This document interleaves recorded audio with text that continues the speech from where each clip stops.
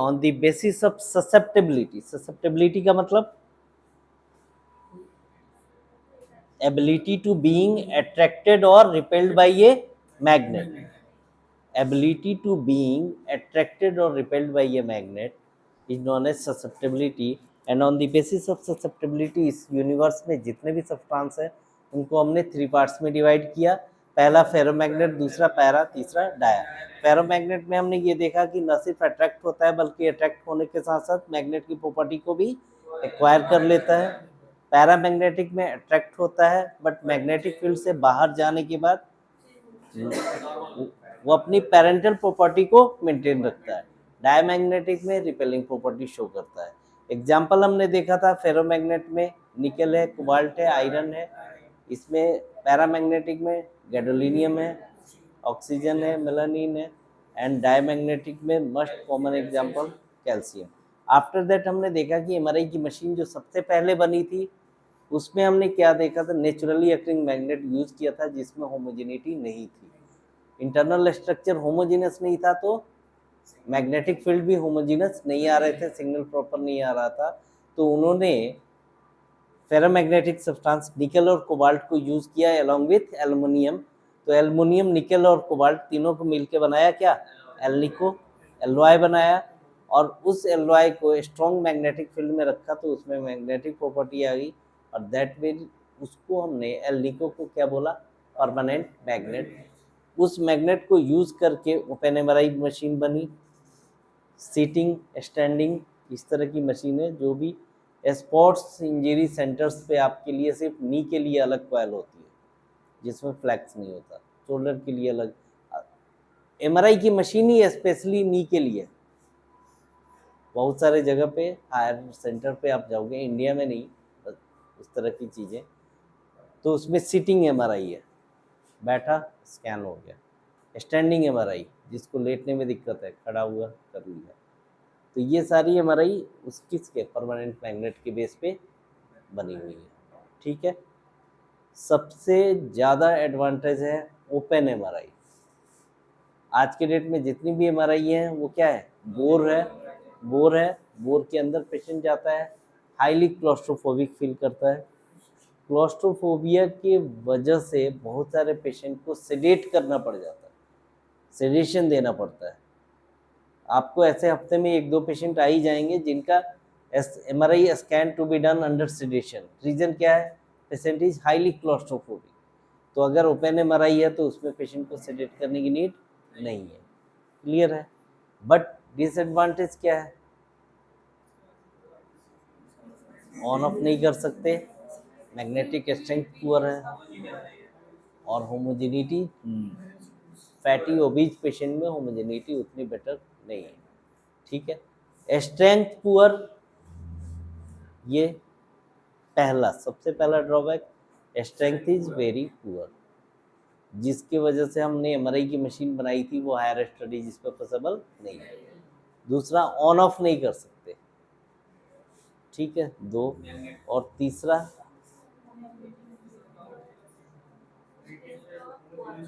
Magnetic field homogeneous नहीं।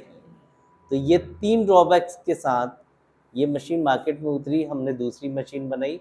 Second वाली machine हमारी कौन सी थी, इलेक्ट्रिसिटी से बना हुआ magnet. As per the law of electromagnetism, where there is current there will be always a magnetic field perpendicular to the direction of flow of current. यही है ना हमारा, जहाँ कहीं पे भी करंट है उसके परपेंडिकुलर डायरेक्शन में क्या है, मैग्नेटिक फील्ड है।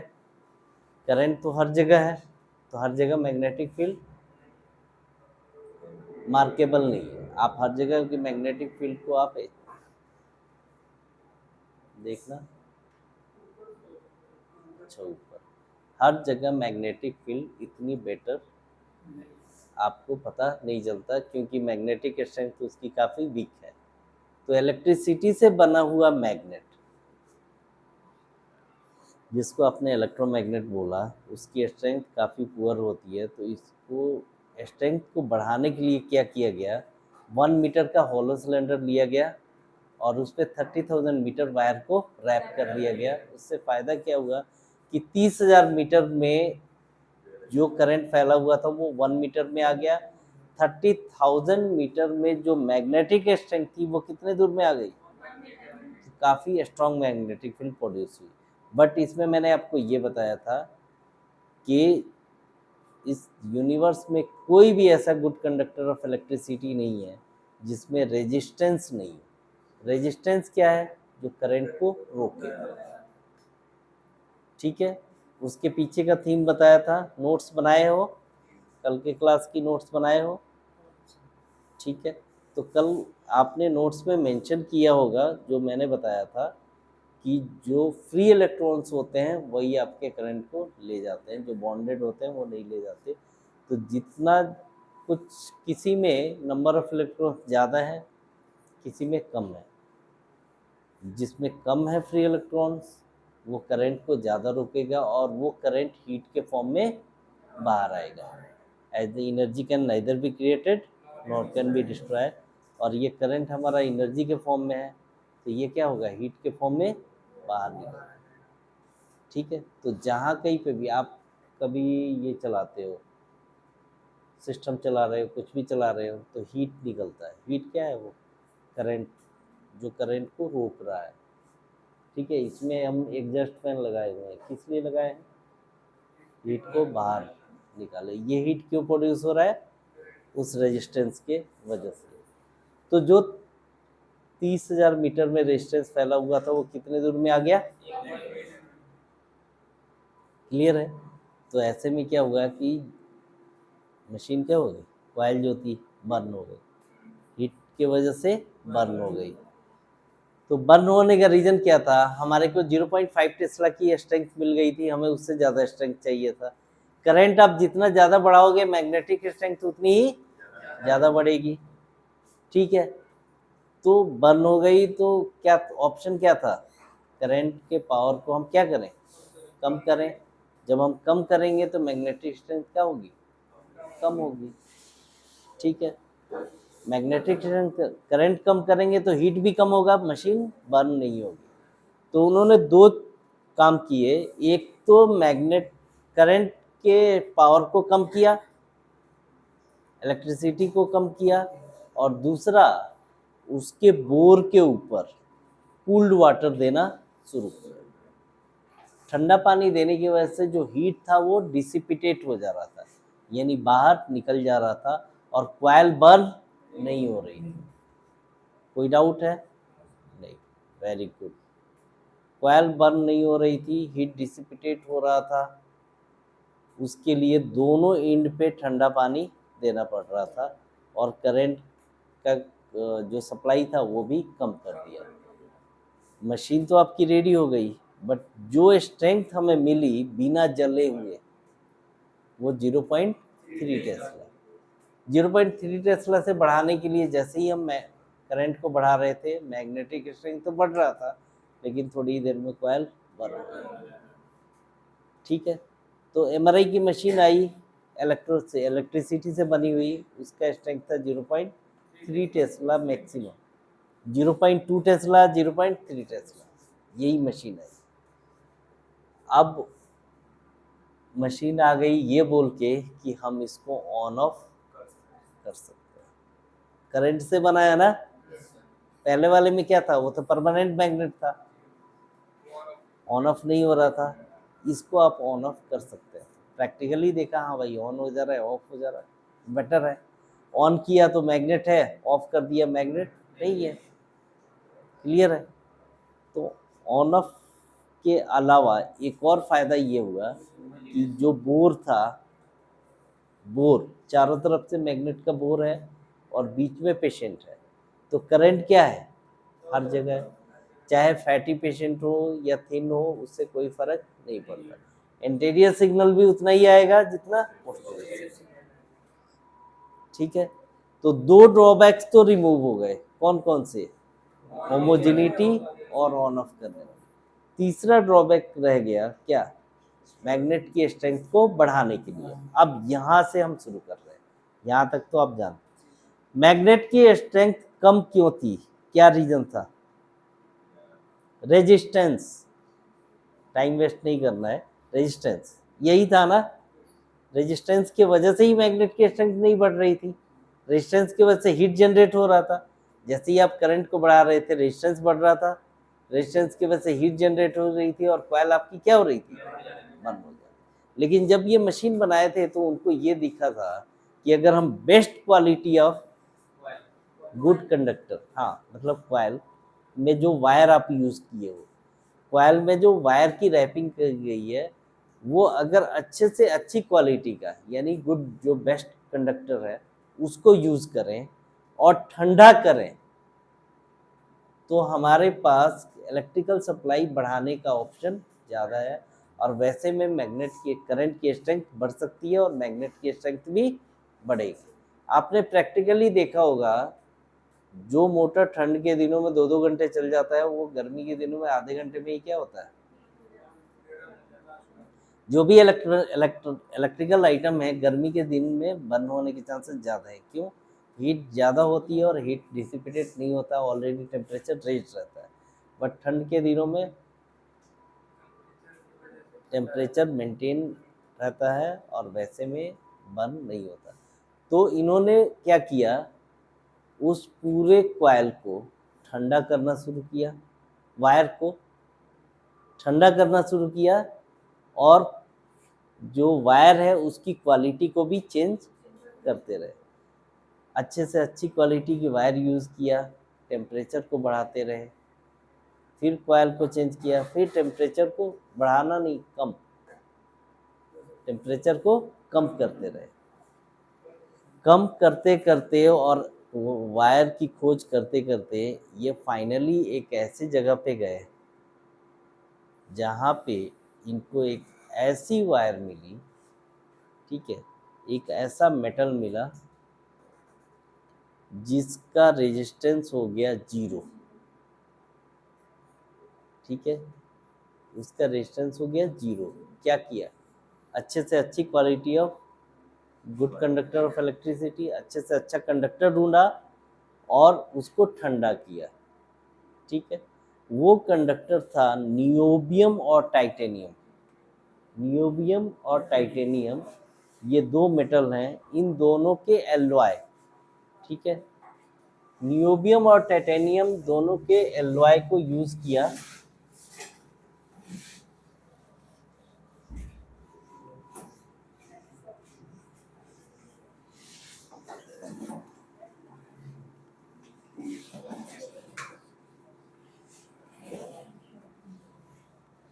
इतिशा का कॉल आता है तुम लोगों के पास? इतिशा बोल रही थी कि उसकी तबीयत खराब है।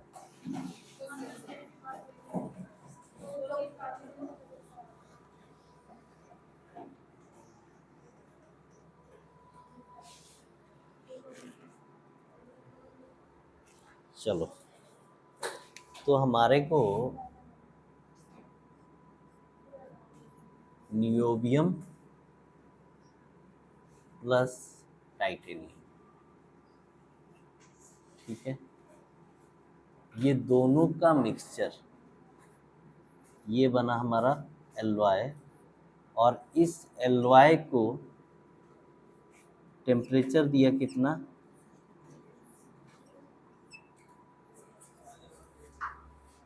इस टेम्परेचर -269 डिग्री के टेम्परेचर पे इस वायर को जब रखा गया तो इसका रेजिस्टेंस हो गया क्या,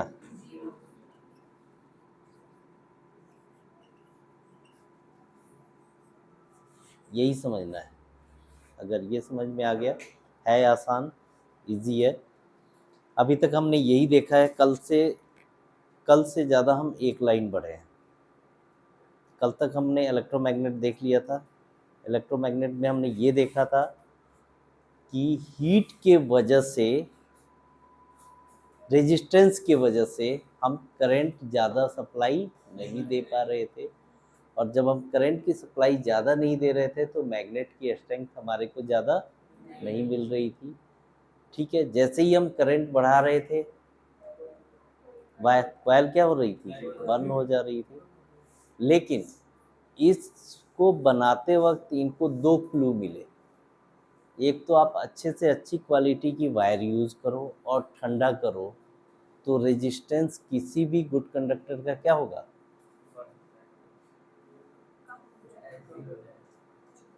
कम होगा, यही है ना।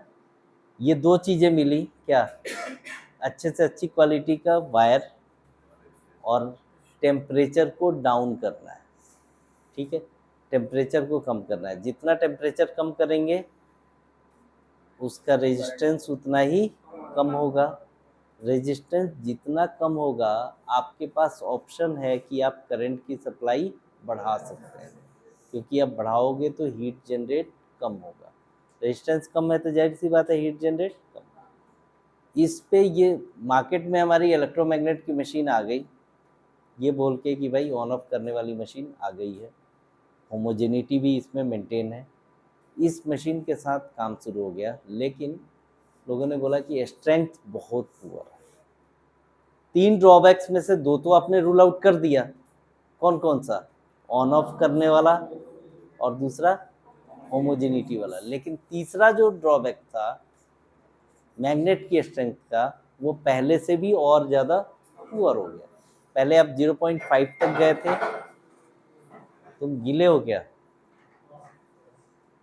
तो तुमने जब देखा बारिश हो रही थी तो कोई तो ऑप्शन होगा, तुम सारे गीले।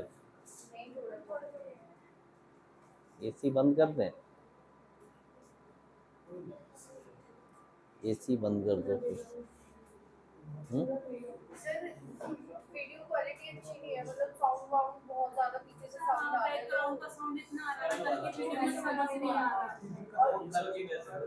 जूम करने का ऑप्शन है ना, अगर स्क्रीन पे जाए तो ये बात सही है। अगर स्क्रीन पे आप जा रहे हैं तो मेन जो कल्प्रिट है वो कौन है, रेजिस्टेंस। ये रेजिस्टेंस के वजह से ही हम क्या कर रहे हैं, करंट को बढ़ा नहीं पा रहे हैं। और जब करंट को हम रेज नहीं करेंगे तो हमारा मैग्नेट क्या होगा, बढ़ेगा क्या।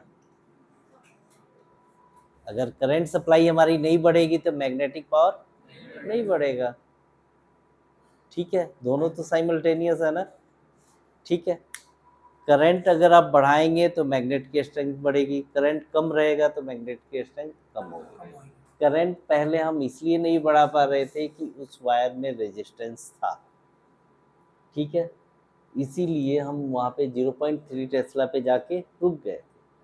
बट ये मशीन बनने से एक फ़ायदा ही हुआ था कि रिसर्च वालों को ये पता चल गया था कि अगर हम good conductor of electricity use करें और उसको हम चिल्ड करें, ठंडा करें, ठीक है, टेम्परेचर को जितना हम कम करेंगे रेजिस्टेंस उतना ही कम होगा।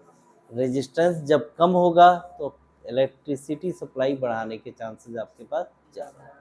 तो ये इस पे रिसर्च शुरू की है। रिसर्च करते करते फाइनली उनको मिला क्या, नियोबियम और टाइटेनियम, इन दोनों मेटल का एलॉय। इस एलॉय को जब उन्होंने -269 डिग्री सेल्सियस टेम्परेचर पे रखा तो रेजिस्टेंस क्या हो गया, जीरो। और जब रेजिस्टेंस जीरो हो गया तो जितना करंट देना है उतना करंट दो, ठीक है, करंट को कोई रोकने वाला है नहीं है। और जब आप करंट जितना दोगे तो मैग्नेट की स्ट्रेंथ आप जितना टेस्ला चाहो उतना टेस्ला बना सकते हो। इसको यूज़ करके बनी मशीन हमारी अप टू 9 टेस्ला की।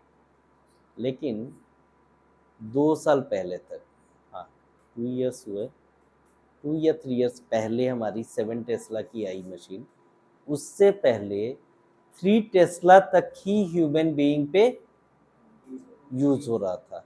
Up to 3 tesla for the diagnostic purpose human being पे यूज़ हो रहा था। 3 टेस्ला से ऊपर जो मशीनें थी उसको रिसर्च एंड डेवलपमेंट प्रोग्राम के लिए ही यूज किया जा रहा था। लास्ट 2 to 3 इयर्स हुए, हमारे पास 7 टेस्ला की एमआरआई की मशीन आई और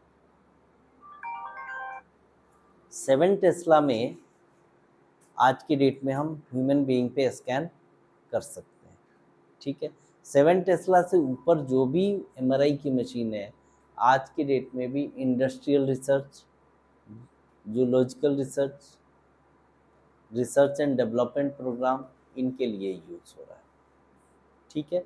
बट इस तरह से बनाए हुए मैग्नेट को किसका, एलॉय, नियोबियम एंड टाइटेनियम, और टेम्परेचर कितना -269, रेजिस्टेंस हो गया 0, इसके थ्रू 9 टेस्ला तक की मशीन।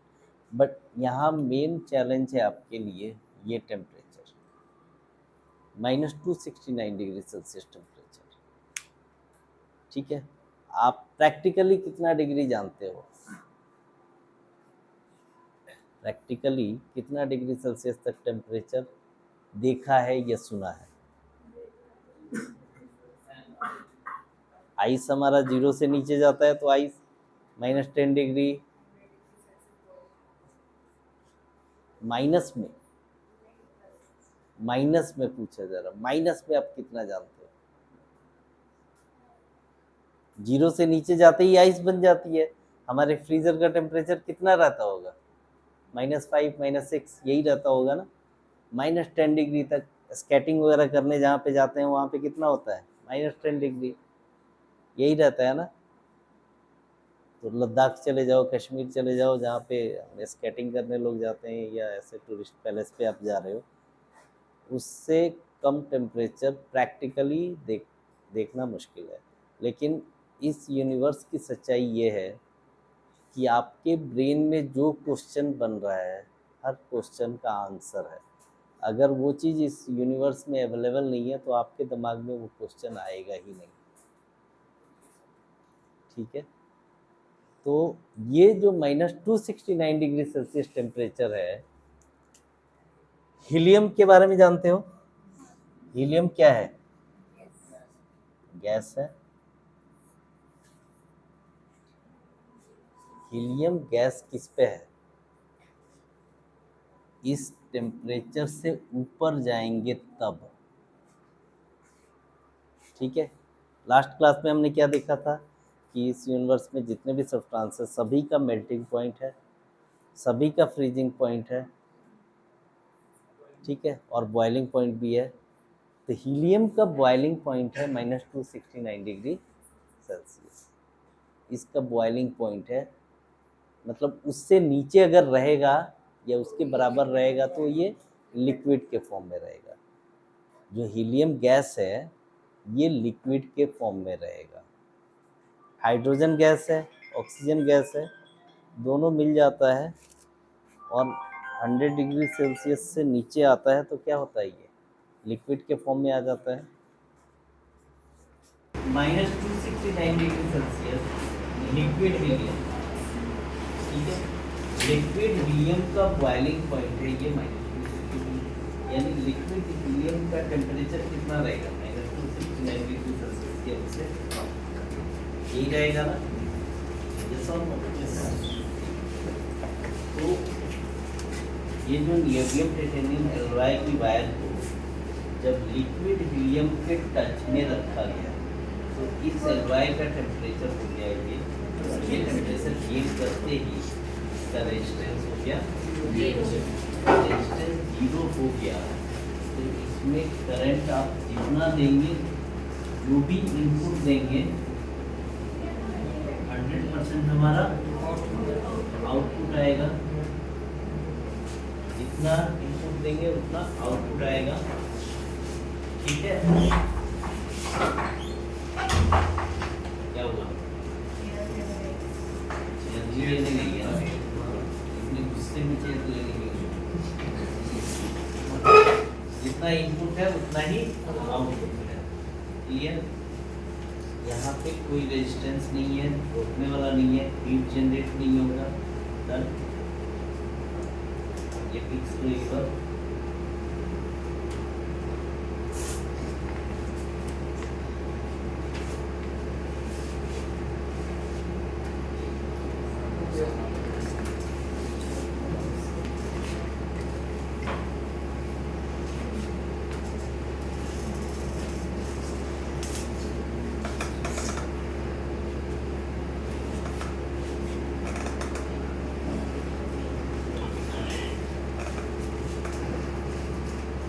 की मशीन देखी है, जब हम उसको ऑफ करते हैं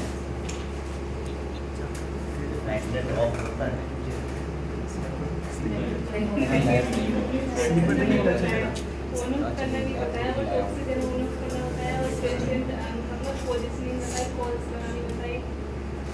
सिस्टम शटडाउन होता है ना, शटडाउन जब हम कर देते हैं, सारे प्लग आउट कर देते हैं, उसके बाद मैग्नेट क्या होता है? मैग्नेट बंद हो जाता है। मैग्नेट ऑफ होता है। इसकी सप्लाई कहाँ से जाती है? सर उसमें तो पहले से इलेक्ट्रिसिटी डाल रखी होती है ना, पूरा कवर बंद जो है अंदर इलेक्ट्रिसिटी होता है ऐसे ही डाल रखी होती है, तो मैग्नेट ऑन ही रहती है। कैसे जाती सर वो अंदर एक वायर होता है जिससे उन्होंने कॉइल लपेट रखे होते हैं, तो जब वो कॉइल लपेट रखे होते उसी टाइम वो इलेक्ट्रिसिटी डाल के रखते हैं। मतलब एक इतना डाली होती है तो मैग्नेट ऑन ही रहते हैं तब तक जब तक कुछ खराब ही ना है? आ ऑफ करे तो जाए। ऑफ नहीं हो सकती। जैसे ये फैन चलाया ऑफ किया, हाँ, उसको टेम्परेचर वगैरह मेंटेन करके रखा जाता है, रेजिस्टेंस कम रखा जाता है, रूम टेम्परेचर में रखा जाता है, तो बहुत सारी चीज़ें रखी जाती है जिस वजह से वो कंपल्सरी होती है। सही भी गलत भी दोनों एक साथ थोड़ी बताया जाता है। रूम टेम्परेचर हो गया 25 डिग्री सेल्सियस। रेजिस्टेंस तो रूम टेम्परेचर के जितने ही होते हैं, मतलब अगर रूम टेम्परेचर पर तो रेजिस्ट नहीं करेगा। रेजिस्टेंस जीरो कब हुआ था? -269 जब तक ये -269 डिग्री सेल्सियस रहेगा। चलो एक बार इस चीज को देखते हैं, ठीक है? आंसर सही है, बताना। ये आपका वायर है, उसको मैंने कैसे बीच से काटा है। जो बोर है ना, जो सिलेंडर है, सिलेंडर को ऐसे काट के इसके अंदर जा रहा है, ठीक है? इसके ऊपर वायर है, इसके ऊपर वायरिंग है, वायरिंग की हुई है, ये पूरी वायरिंग है, पूरे बोर्ड के ऊपर 1 मीटर का और सिलेंडर है, वायरिंग। ये जो वायर है ये किस चीज़ का है? Europium and titanium. इन दोनों की का ये क्या है? Mixture of this two metals, europium और टाइटेनियम, इन दोनों का मिक्सचर है, ठीक है? अब यहाँ पे बात है, इसके अंदर एक कंटेनर डालें, इसके अंदर, और एक बाहर।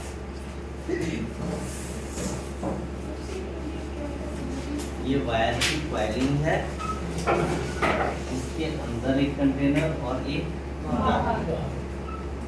दोनों ही कंटेनर में इधर भी और इधर भी डाला गया लिक्विड हीलियम, हीलियम गैस नहीं, लिक्विड हीलियम जिसका टेम्परेचर है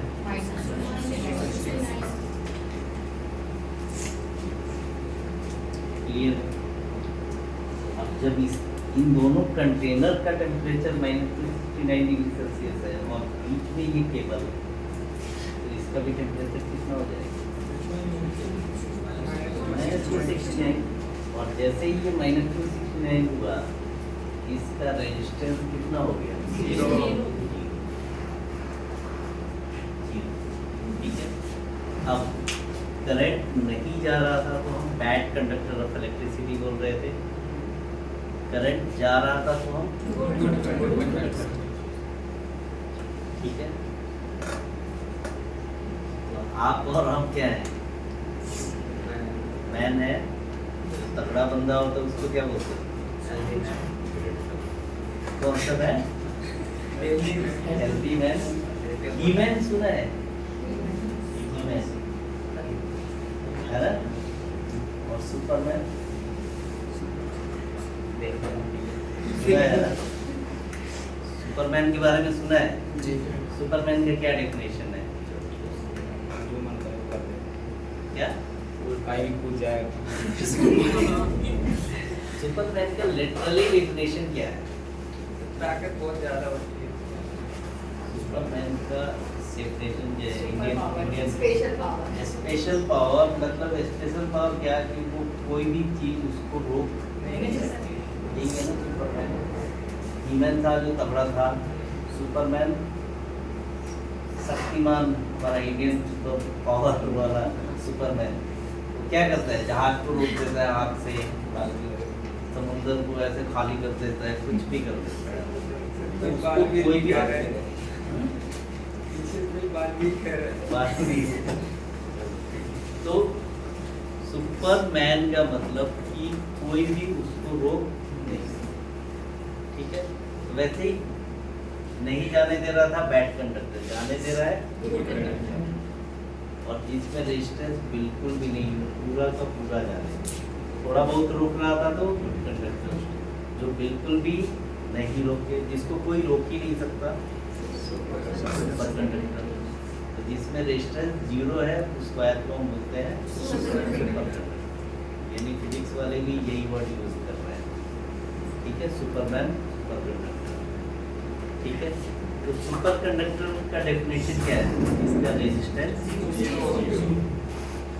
तो ये क्या बन गया, सुपर कंडक्टर, ठीक है। अब इसमें हमने क्या किया, करंट देना शुरू किया, करंट देना शुरू किया। जैसे जैसे हम करंट बढ़ाएंगे क्या होगा, मैग्नेट की स्ट्रेंथ बढ़ती जाएगी, बढ़ाते बढ़ाते आप मैग्नेट की स्ट्रेंथ भी मेजर करते रहोगे। जैसे ही आपको स्ट्रेंथ मिले 3 टेस्ला, पावर सप्लाई कट कर दी, जैसे ही पावर सप्लाई कट किया, कोई करंट ऑफ अंदर करके कैप्चर देखो हो गया। कैसे। सर जो कॉइल उसका रेजिस्टेंस 0 हो गया, तो रेजिस्टेंस 0 हो जाएगा तो करंट आगे मतलब वो नहीं कर पाएगा ना, वहीं पे कैप्चर हो जाएगा। यही में भी नहीं आ रहा। जैसे आप सप्लाई दे रहे हो तो ये लाइट जल रही है, बंद किया तो यहाँ पे जब सप्लाई दिया तो मैग्नेट प्रोड्यूस था, बंद किया तो क्या होना चाहिए, बंद हो जाएगा। आंसर सही है तुम्हारा, ठीक है, बट आइडियली दिखने से तो यही लग रहा है। लिक्विड का कंपोनेंट सही कहा, उसके दोबारा चल सकते हैं। चलिए मैं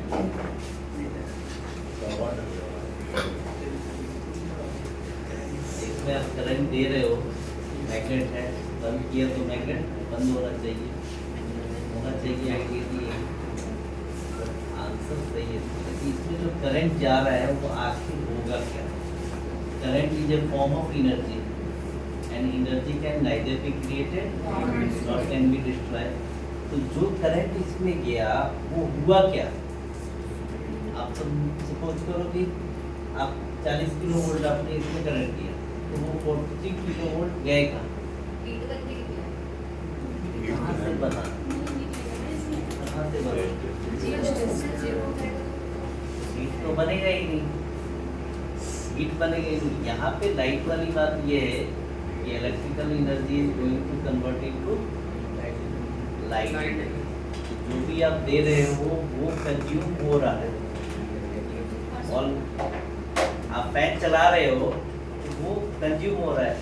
एसी आपने ऑन किया तो एसी आपका इलेक्ट्रिसिटी कंजम्पशन हो रहा है ना, at the end of the month आपका टोटल कंजम्पशन आता है, बिजली बिल आता है ना कि यहाँ इतनी कैलोरी एनर्जी यूज हुई है। तो जो एनर्जी यूज हो रही है, जैसे ही आपने बंद किया, ऑलरेडी जितना जब तक ऑन था तब तक तो यूज हो गया था, उस वायर में कुछ बचेगा क्या, यहाँ पे जो भी दिया वो यूज हुआ क्या, नहीं यूज हुआ। आपने इससे लाइट चला रहे थे, टीवी देख रहे थे, फैन चला रहे थे, आपने सिर्फ सप्लाई दी थी और हीट तो है ही नहीं, यानी रेजिस्टेंस नहीं है, तो वो करंट सप्लाई इसी के अंदर है। जब आपने कट किया तो वो तो उसी के अंदर ही रहेगा, ये इसके अंदर कब नहीं रहता, जब ये जाता और उससे आगे क्या होता, पूरे घर में लाइट चल रही है, टीवी चल रहा है, वॉशिंग मशीन चल रहा है, तो जो भी आप सप्लाई दे रहे हो कंज्यूम हो रहा है। जैसे ही ऑफ करोगे सप्लाई ऑलरेडी कंज्यूम है। यहाँ पे भी तो हो रहा है, मैग्नेटिक फील्ड बना रहे हैं। मैग्नेटिक फील्ड क्या है, प्रॉपर्टी है, यही बताना है। मैग्नेटिक फील्ड का आपको सीधे बोला कि मैग्नेट बन रहा है तो थोड़ा सा तुम कन्विंस हो गए, हालांकि आंसर सही देते हुए भी। Magnet is just a property, not a form of energy. Magnet कोई एनर्जी नहीं है, ये प्रॉपर्टी है। लाइट एनर्जी है, करंट एनर्जी है, ये एनर्जी के फॉर्म है। Magnet is not a form of energy, magnet is just a property of any substance, उसकी वजह से वो अट्रैक्ट करता है क्या, ठीक है, ये प्रॉपर्टी है ना, ये एनर्जी नहीं है, ठीक है। यही बस सिंपल सा यही पे है बात। सही है कि करंट दे रहे हैं तो एनर्जी तो बन ही रहा है, यहाँ पे मैग्नेट तो बन ही रहा है, लेकिन मैग्नेट एनर्जी नहीं है, मैग्नेट इसकी प्रॉपर्टी है। करंट की प्रॉपर्टी क्या है, ये अपने परपेंडिकुलर डायरेक्शन में मैग्नेटिक फील्ड प्रोड्यूस करता है। तो ये मैग्नेटिक फील्ड जस्ट एक प्रॉपर्टी है, ये एनर्जी नहीं है। अगर एनर्जी होता तो वो क्या होता, बंद हो जाता, क्योंकि वो जितना भी करंट दे रहे हो सारी की सारी मैग्नेट में कन्वर्ट हो रही है। तो मैग्नेट में कन्वर्ट हो रही है क्या, मैग्नेटिक फील्ड प्रोड्यूस कर रहा है, converting. Is it clear? Magnetic field बन रहा है वहां पे, उसके परपेंडिकुलर डायरेक्शन में, करंट का जो डायरेक्शन है उसके परपेंडिकुलर, तो ये एनर्जी नहीं है। इसलिए जब आप इसको कट कर दोगे तो भी इसके अंदर करंट रहेगा, क्लियर है? जब तक करंट रहेगा तब तक इसके अंदर मैग्नेटिक फील्ड मेंटेन रहेगा। अब ये करंट कब तक रहेगा, जब तक वॉशिंग मशीन नहीं चलाओ, ये भी है ना, घर के लिए यूज नहीं करो। एक लड़के ने बोला ये तो मस्त है, ये तो करंट कभी खत्म ही नहीं हुआ, इसको घर में लेके आ जाते हैं। तो घर में आप लेके आ जाओगे तो जितनी कैलोरीज उसके अंदर है तभी तक करंट रहेगा ना। अगर आप उसको कंज्यूम कर लोगे खत्म हो जाएगा, ठीक है।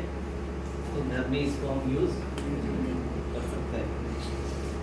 क्या होगा, पार्टिकुलर कैलोरीज है तो वो कंज्यूम हो जाएगी। दूसरा ऑप्शन क्या है, सर जब हीलियम गैस का टेम्परेचर लो ज़्यादा हो जाएगा तब भी इस पे अफेक्ट पड़ेगा। एग्जैक्टली, जो ये सुपर कंडक्टर कब है, हीलियम मेंटेन है, लिक्विड हीलियम मेंटेन है। लिक्विड हीलियम मेंटेन नहीं रहेगा तो इस वायर में रेजिस्टेंस प्रोड्यूस होगा, रेजिस्टेंस प्रोड्यूस होते ही हीट जो के फॉर्म में इलेक्ट्रिसिटी आपकी कन्वर्ट होना शुरू हो जाएगी और ग्रेजुअली वो डिक्रीज होते होते इससे जो भी करंट था वो सारा बाहर आ गया। और जब करंट बाहर आ गया तो ये जस्ट एक क्या है, कंडक्टर है, मैग्नेट नहीं। ये मैग्नेट कब तक है, जब तक इसके अंदर इलेक्ट्रिसिटी है। क्लियर? अब ये जो वायर रैप की गई ये काफ़ी लंबी वायर है, 30 किलोमीटर लंबी वायर।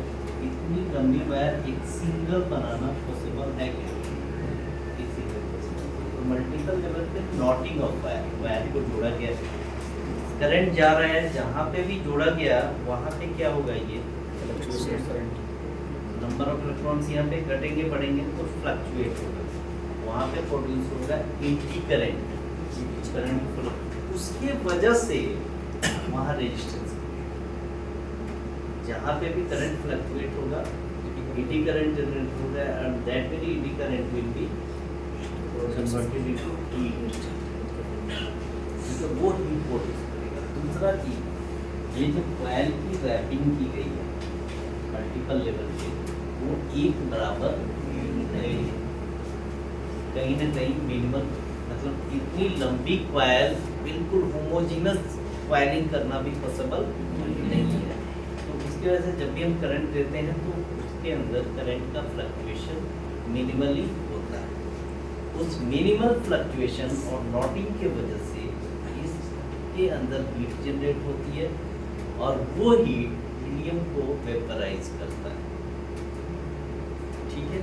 तो इसको बचाने के लिए क्या किया गया, इस कंटेनर के अंदर एक और कंटेनर, मतलब इसके बाद एक और कंटेनर रखा गया और इधर भी एक और कंटेनर था, एक बाहर और एक अंदर। इसके ये लिक्विड हीलियम, इसके बाहर एक कंटेनर, ये लिक्विड हीलियम, इसके अंदर इन दोनों कंटेनर में डाला गया क्या?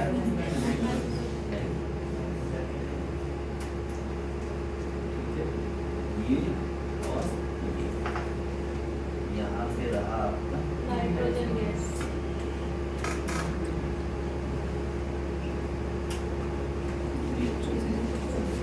गैस नहीं, ठीक है, नाइट्रोजन भी गैस है, लेकिन जब हम उसको -193 डिग्री सेल्सियस पे रखें तो वो लिक्विड के फॉर्म में कन्वर्ट होता है, ठीक है। कूलेस्ट गैस माना जाता है जो नॉर्मली यूज में है। कौन सा? नाइट्रोजन। कहाँ यूज होता है? सर चिप्स वगैरह के पॉकेट चिप्स के पॉकेट से। हाँ वही उसी में रहते जो वो हवा रहता है ट्यूबलेस टायर जब से बना है तब से नाइट्रोजन गैस का यूज। जो ट्यूबलेस टायर है, पहले क्या अंदर ट्यूब होता था, ट्यूब के बाहर तो ट्यूब आपकी हीटअप नहीं होती, ट्यूब हटा दी गई, डायरेक्ट एयर है, तो हीट की वजह से ये हवा गर्म हो जाएगी और टायर के हवा जब गर्म होता है तो क्या, कोई भी एयर अगर टेम्परेचर बढ़े तो क्या होगा, वो ऊपर उठने की टेंडेंसी है। तो वैसे केस में टायर के बस्ट होने के चांसेस ज़्यादा होते हैं फ्रिक्शन की वजह से। फ्रिक्शन की वजह से टेम्परेचर बढ़ेगा टायर का, फिर हवा का टेम्परेचर भी बढ़ेगा और उसमें हम डालते हैं नाइट्रोजन गैस, जो भी ठंडी। इसको हम अगर नाइट्रोजन को -193 डिग्री सेल्सियस पे रखें तो ये लिक्विड के फॉर्म में रहेगा। ये लिक्विड नाइट्रोजन मिनिमल जो हीट जनरेट हो रही थी उसको क्या करता है, ये मेंटेन करता है। जो हीट जनरेट हो रही थी थोड़ी बहुत, ये ठंडी गैस हीलियम को वेपराइज होने से रोकती है।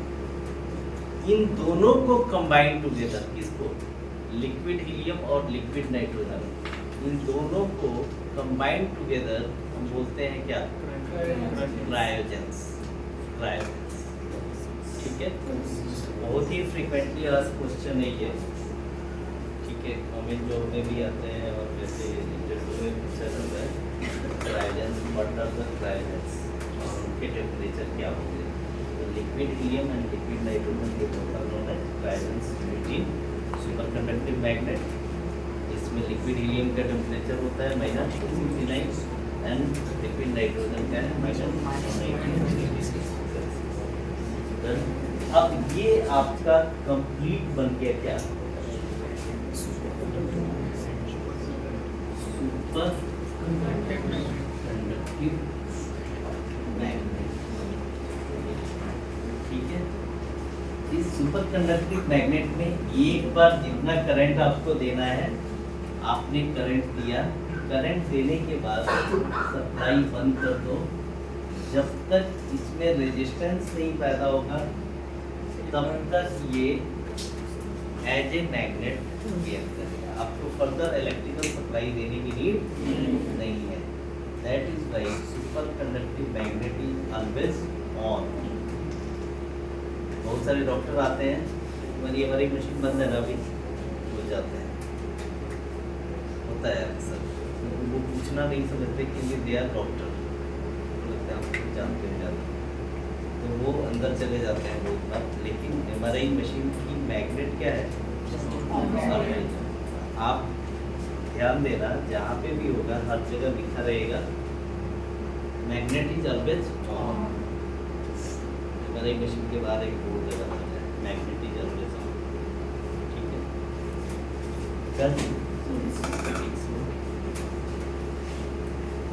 अभी हम क्या देखा, नियोबियम एंड टाइटेनियम एलॉय की वायर को जब हम -269 डिग्री सेल्सियस टेम्परेचर पे रखते हैं तो उसका रेजिस्टेंस हो जाता है 0। उसके बाद इसको हम बोलते हैं सुपर कंडक्टर। इस सुपर कंडक्टर को यूज करके जो एमआरआई की मशीन बनाई जाती है उसको हम बोलते हैं super conductive magnet. Super conductive magnet की ये खूबी है कि इसमें कंटिन्यूअस इलेक्ट्रिकल सप्लाई की नीड नहीं है। इलेक्ट्रोमैग्नेट और सुपर कंडक्टिव मैग्नेट का कंपेरिजन करें तो ऑपरेशनल कॉस्ट जो इलेक्ट्रोमैग्नेट का है वो कई गुना ज़्यादा है, क्योंकि इलेक्ट्रोमैग्नेट में करंट जब तक आप दे रहे हैं तभी तक उसमें मैग्नेट है।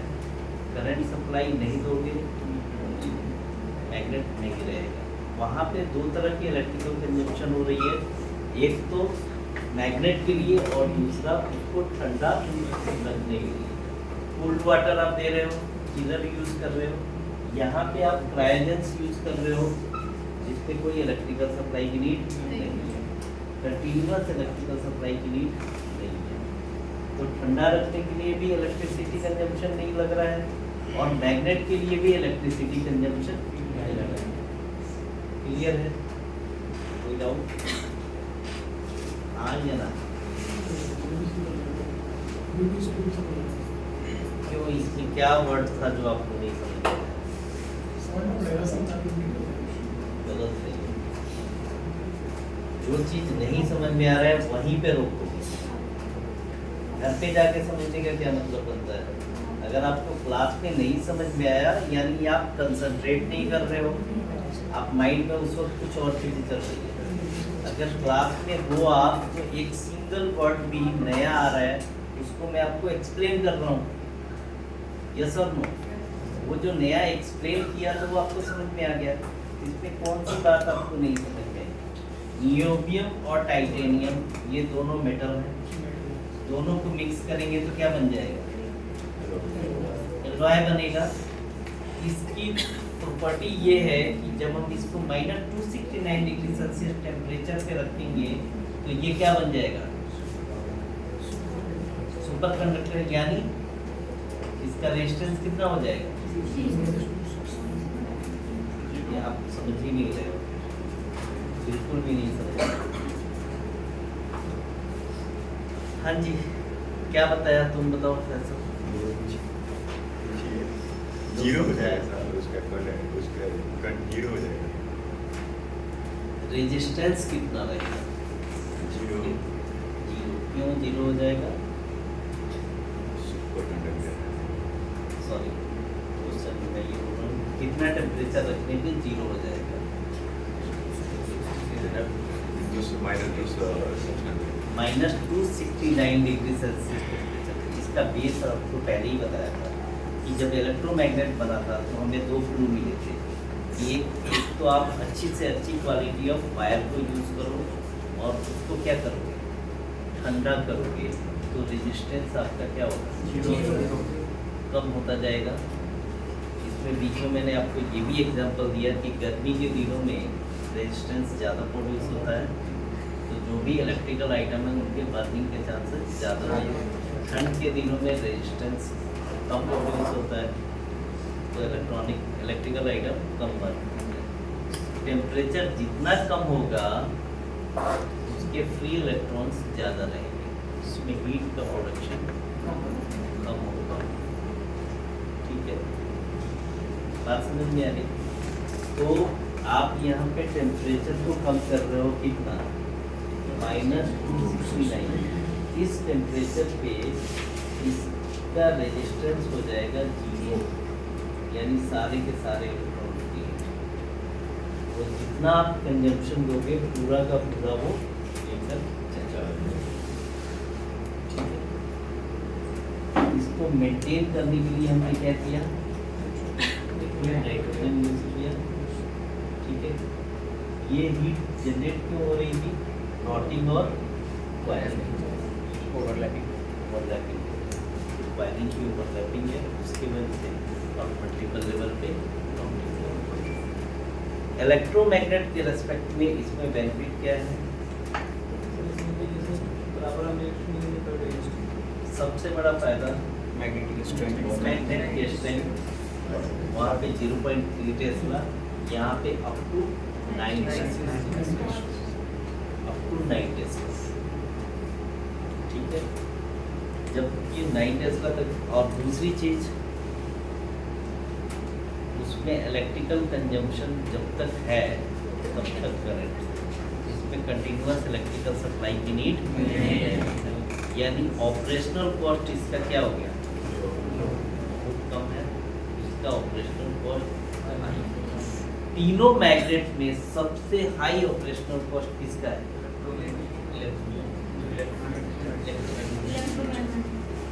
चल कर नोट्स लिखा।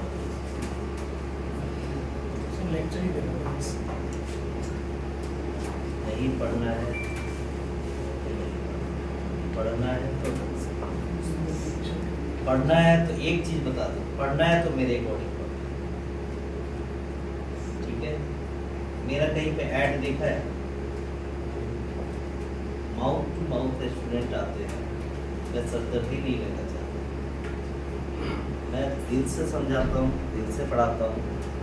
अगर आप अपने अकॉर्डिंग पढ़ना है तो फिर बहुत सारे लोग पढ़ाने वाले हैं, यू आर फ्री टू, ठीक है। अगर यहाँ पे आए हो तो जो मैं पढ़ाना चाहता हूँ वो आप पढ़ोगे तो ही पढ़ाऊंगा, ये पहले ही मैं बता चुका हूँ। मुझे पता है कि मैं क्या पढ़ा रहा हूँ, मेरा रिजल्ट 100% रिजल्ट, 1% भी चेक हो नहीं है। और आज से नहीं, 2016 से दिल्ली में ही 200 से 250 टेक्नीशियन है हमारे। जो भी फ्रेशर है, एक सिंगल फ्रेशर भी मेरा एक्सरे पे जॉब नहीं कर रहा है, सिंगल फ्रेशर भी सीखी में नहीं कर रहा है, दे ऑल आर ऑन नहीं कर रही। तो मैं फिर अपना ट्रेंड क्यों चेंज करूँ? जब मेरा रिजल्ट बेटर है तो मैं अपना ट्रेंड क्यों चेंज करूँ? ठीक है, तो रिजल्ट बेटा आपका 100% आएगा, लेकिन जैसे आपको आपका मेंटर या गाइडेंस, जिसके अंदर आप गाइडेंस पे हो, अगर आप 100% उस पर रिलाई नहीं करोगे तो जो 100% वो देना चाहता है वो आपको मिलेगा नहीं। बात समझ में आ रही है? और देखो, जिंदगी में जो आपसे एक दिन बड़ा है ना, वो 24 घंटे इस दुनिया को ज़्यादा देखा है। 24 आवर्स इस दुनिया में उसने आके आपसे ज़्यादा देर तक छोड़ के रखी है, आवाज़ ज़्यादा सुना है, उसका 24 आवर्स का एक्सपीरियंस ज़्यादा है। मेरा इस फील्ड में 22 साल का एक्सपीरियंस है, ठीक है। तो मेरे एक्सपीरियंस का फ़ायदा उठा, जो बता रहा हूँ उसको मानो, ठीक है। तो जब आप यहाँ से निकलोगे तो 22 इयर्स के एक्सपीरियंस लेके निकलोगे, ठीक है। कब?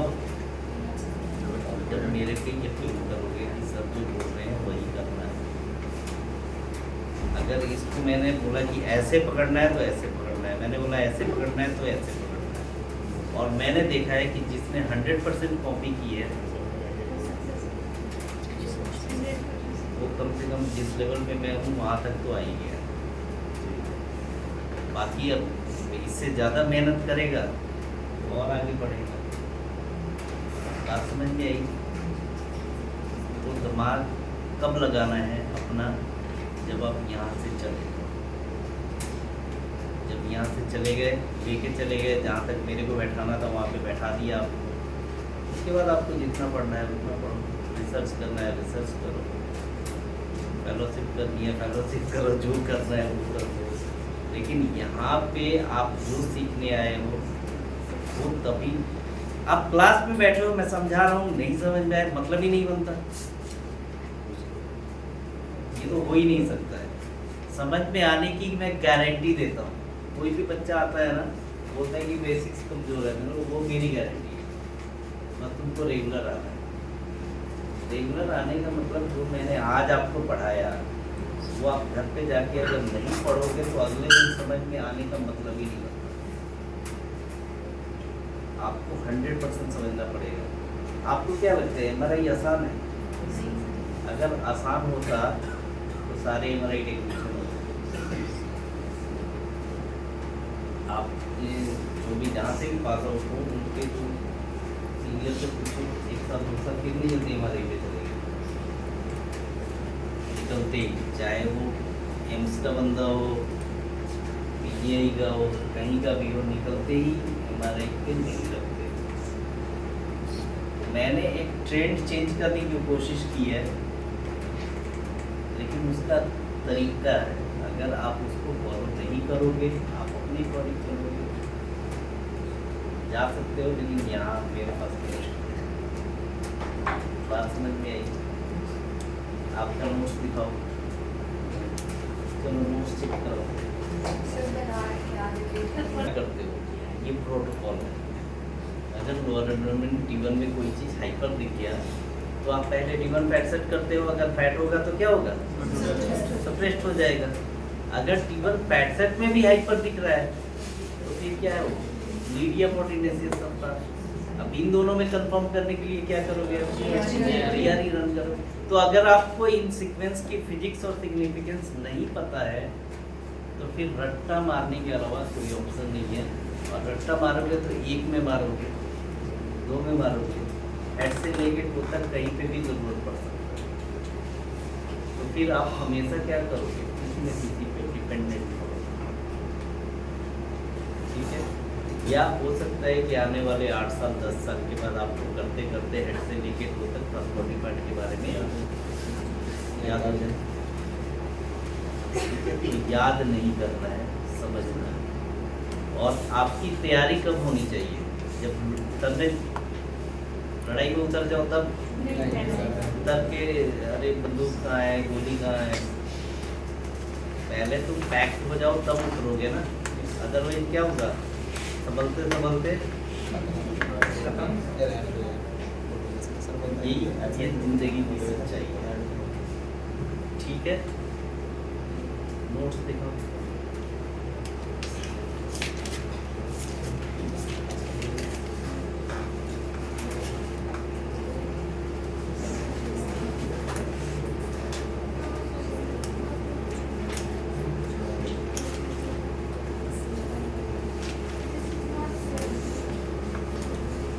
समझ में आ रहा है?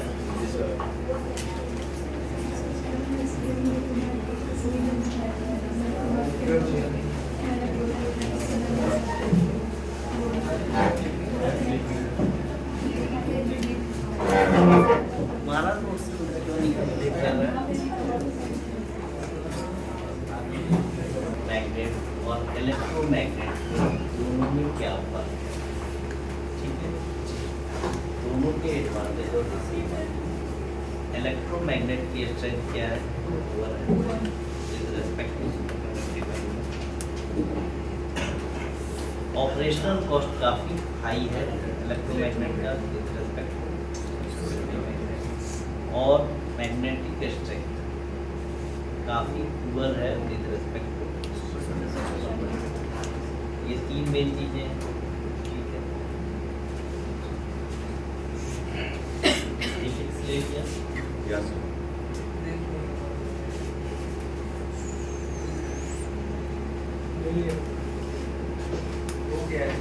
चलो अब थोड़ा सा आगे बढ़ते हैं।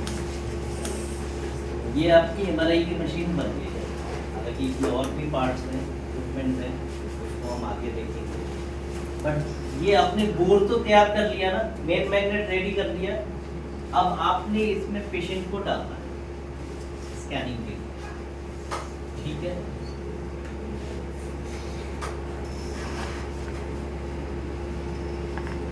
ये मैग्नेट आपका रेडी है, मैग्नेट आपने इसको पेशेंट को डालना। MRI की मशीन किस चीज़ की बनी है, मैग्नेट की। मैग्नेट किस पे असर डालता है,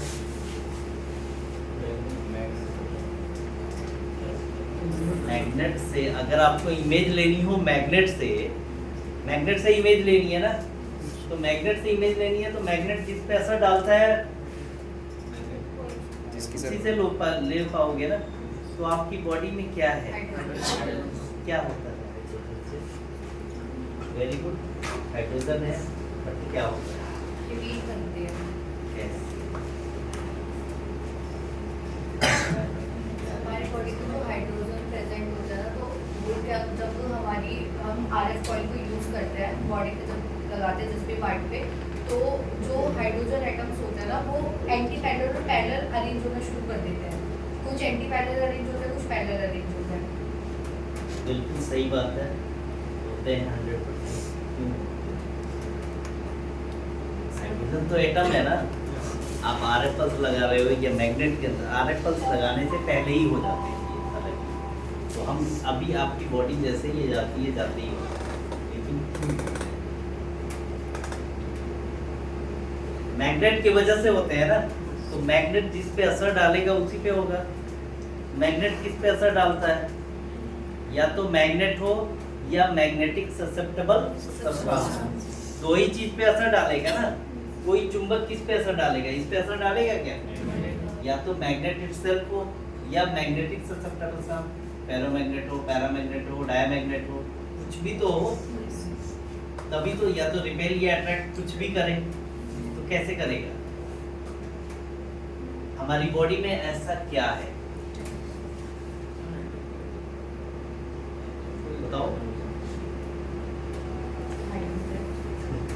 हाइड्रोजन क्या है? पैरामैग्नेटिक सब्सटेंस है, पैरामैग्नेटिक सब्सटेंस है, डायमैग्नेटिक है, क्या है? हाइड्रोजन में ऑक्सीजन प्रेजेंट है और ऑक्सीजन हमारा पैरामैग्नेटिक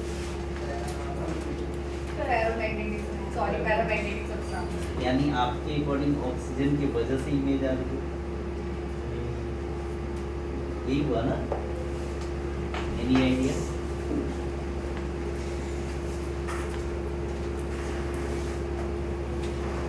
मिला है कहीं? पढ़ा है?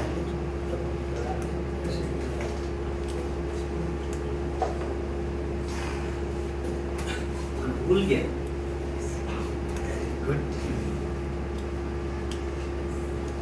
हाँ जी, तालीम बताएगा थोड़ा बहुत कुछ भी, जैसे इसने बताया, जहाँ पे बताया।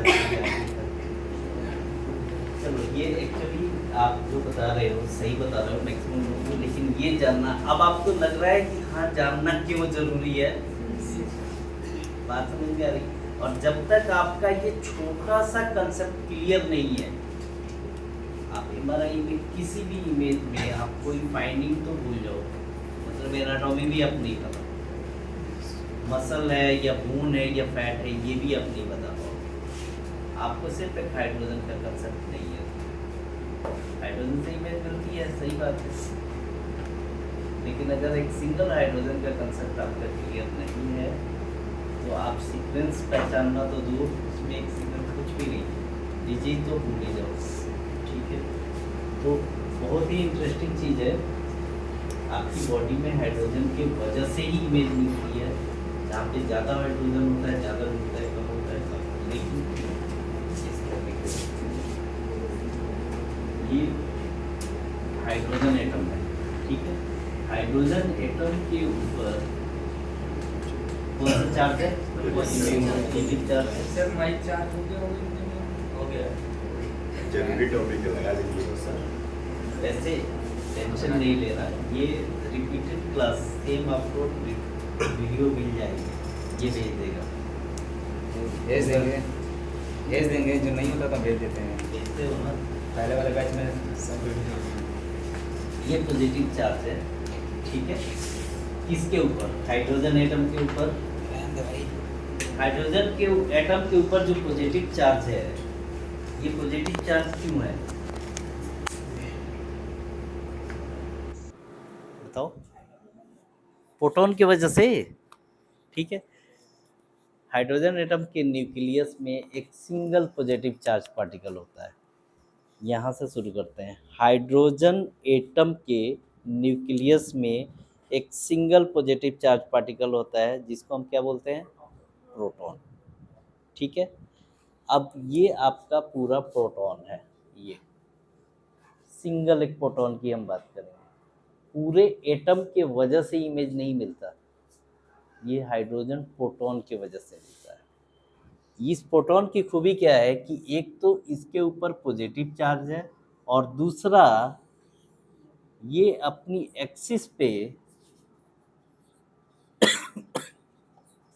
स्पिन मोशन शो करता है, अपनी एक्सिस पे स्पिन मोशन। हाइड्रोजन प्रोटॉन की दो प्रॉपर्टी बताओ। एक तो उस पे पॉजिटिव चार्ज और दूसरा स्पिन मोशन। स्पिन मोशन यहाँ से भी समझना शुरू करो अभी से। हाइड्रोजन एटम के अंदर न्यूक्लियस है, उसके न्यूक्लियस पे पॉजिटिव चार्ज पार्टिकल प्रोटॉन है। इस प्रोटॉन की खूबी क्या है? एक तो उस पे पॉजिटिव चार्ज और ये प्रोटॉन अपनी एक्सिस पे स्पिन मोशन शो करता है। स्पिन मोशन देखा है आपने? लट्टू जब नाचता है तो एक तो ये ऐसे नाचता है, दैट इज स्पिन मोशन, और जब गिरने लगता है ठीक है, दैट इज सर्कुलर मोशन। आपकी अर्थ है ये स्पिन करती है, इस स्पिन के वजह से डे एंड नाइट होता है। और दूसरा सर्कुलर मोशन, प्लैनेट पूरे सोलर सिस्टम में घूमती है, जिसकी वजह से क्या होता है, सीजन चेंज होते हैं, जब सूरज के नज़दीक जाता है, दूर जाता है, ऐसे। ठीक है, तो ये स्पिन मोशन यानी ये अपनी एक्सिस पे ही मूव करता है।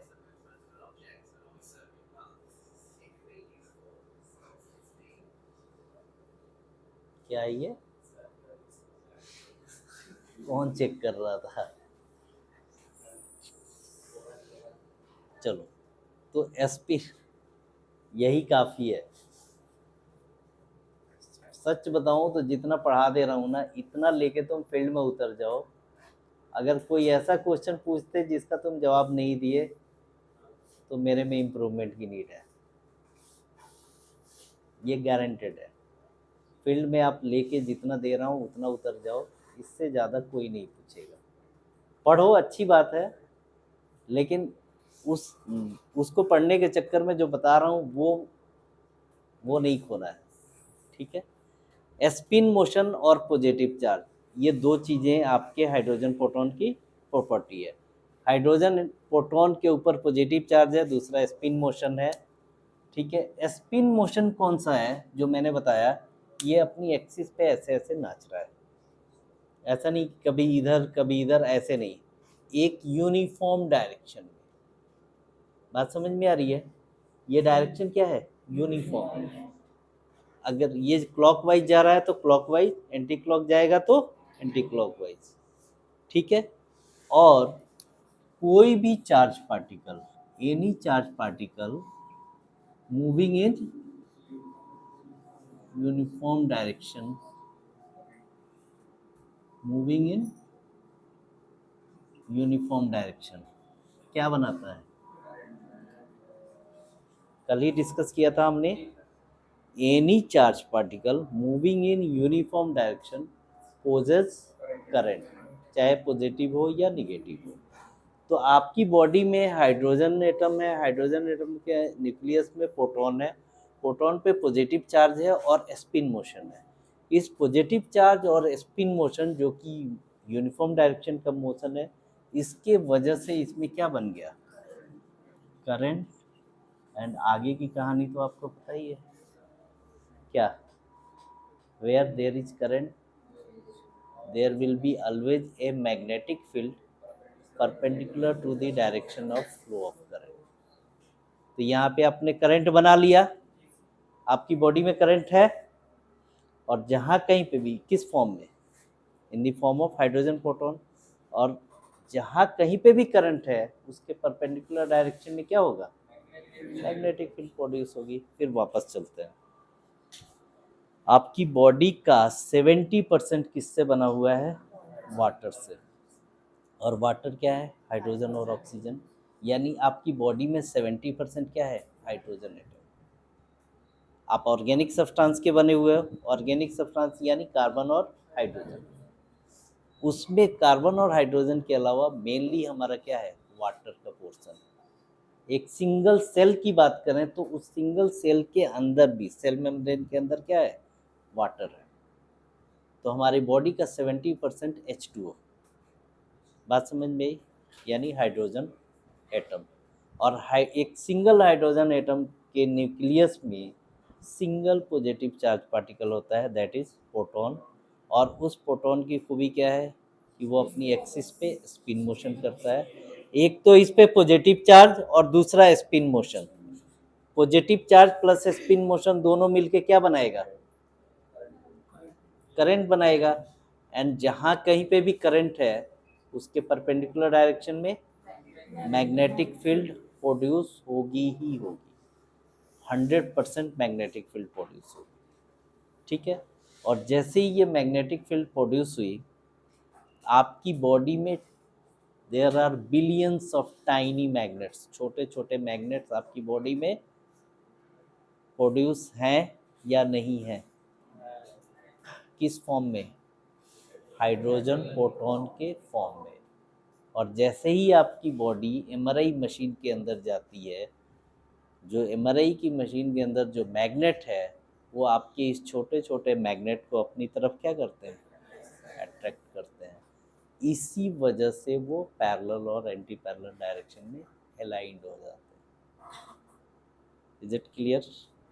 तो जैसे ही आपकी बॉडी एमआरआई मशीन के अंदर गई, जाते ही सारे के सारे हाइड्रोजन मेन मैग्नेट के डायरेक्शन में क्या होंगे, अब मेन मैग्नेट, अब दो मैग्नेट हो गए ना, कौन सा, एक आपकी बॉडी का मैग्नेट हाइड्रोजन और दूसरा एमआरआई, तो मेन मैग्नेट के डायरेक्शन में अलाइंड हो गए। ठीक है, लेकिन जिस डायरेक्शन में आपका मेन मैग्नेट है उसी डायरेक्शन में ये भी अलाइंड हुए हैं।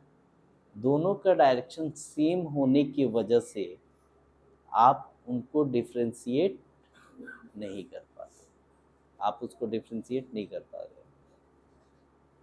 1000 चाइनीज जा रहे हैं, तो उसमें 5 इंडियन को डाल दो, पहचानोगे? नहीं पहचान पाओगे। 1000 एक जिस डायरेक्शन में जा रहे हैं उसी बीच 5 वो भी उसी डायरेक्शन में जा रहे हैं, मुश्किल है। पहचानने का तरीका क्या है, चारों को बोलो राइट लेफ्ट कहीं पे भी मुड़ जाओ या पीछे की तरफ आने लगो, दूर से ही दिख जाएंगे कि ये इंडियन है, दिख जाएंगे ना। तो आप क्या करते हो, हाइड्रोजन प्रोटॉन का डायरेक्शन चेंज कर देते हो। तो जैसे ही आपके बॉडी के हाइड्रोजन प्रोटॉन के डायरेक्शन चेंज होते हैं तो आपको पता चल जाता है कि ये जो मैग्नेटिक फोर्स, ये जो मैग्नेट है ये हमारी बॉडी का मैग्नेट है। ठीक है, यहाँ से कल, लेकिन कल नोट्स कंप्लीट चाहिए अभी तक के। अगर आपके नोट्स कंप्लीट नहीं रहेंगे, जितना समझना चाहिए उतना आपको समझ में मतलब ही नहीं बनता। पर डे आपको इजी नहीं, बहुत इजी लगेगा, इसकी गारंटी है। हर क्लास आपको इजी लगेगा, लेकिन कब, जब आपका पीछे का 100% क्लियर है। और पीछे का नहीं क्लियर होने का एक ही रीज़न है, आपने उसके पीछे का नहीं पढ़ा है। तो बैकलॉग अगर लगेगा तो फिर एक तो एमआरआई और ऊपर से एमआरआई फिजिक्स, ठीक है, सोने पे सुहागा वाली बात होती है। ये बहुत आसान है, लेकिन कब आसान है, जब आप कवर करते जाओगे। ठीक है, चलो कल मिलेंगे, कल हम इस पे आएंगे। और इसके अलावा हमारे पास 2-3 वर्ड